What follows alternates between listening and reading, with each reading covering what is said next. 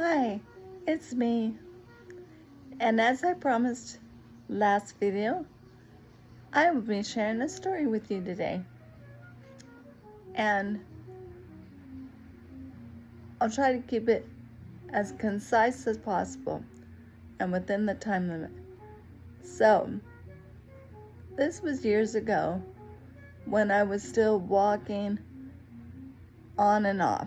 I had my scooter and I drove, and I had a UTI once again.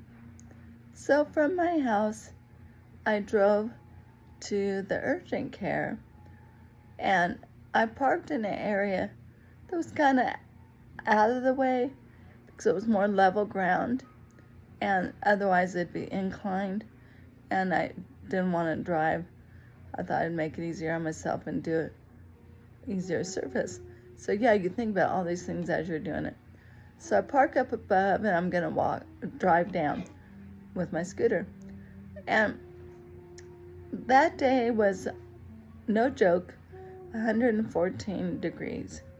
I was in white shorts and a pink tank top, much like what I have on now. Well, I had the scooter on the back of my car. I get out of the car, I walk back to the scooter. I have the key to use the lift. And as I was going to do it, I dropped the key. So I bent down to get it, but I fell. I fell back. So here I am lying on the black asphalt in 114-degree weather. I am sizzling, just sizzling. My arms, my legs, I was in so much pain. And I kept calling for help, laying on the ground, calling, because I couldn't get myself back up. It was part of my limitations that I had. Called, hello, hello, anybody there? Anybody hear me? Hello? I did this for 10 minutes. Nobody was coming, and I was just bawling now because I was burning. And I hear all of a sudden a voice. And she goes, Michelle? I'm like, who could I possibly know here? And it was this lady that I had known from church, but I had no idea that she worked in that next building over. And she goes, what can I do for you? What can I do for you? I said, Linda, get me, if you can, something to put under my legs and arms because I'm so hot. And she ran to her office, which was literally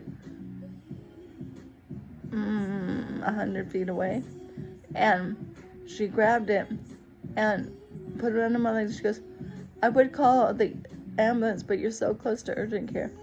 I'm gonna run over there and get help. I said, okay, thanks. So meanwhile, I'm just a mess, frying out there.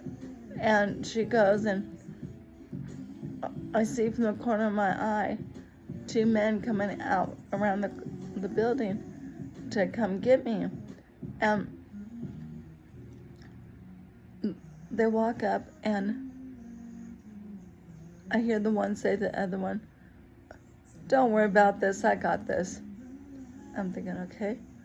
Well, so the guy gets closer to me. Gorgeous. Absolutely gorgeous. An Englishman accent and all. Gorgeous. I'm like, oh my gosh. He's picking me up with one arm. And it's obviously a bodybuilder.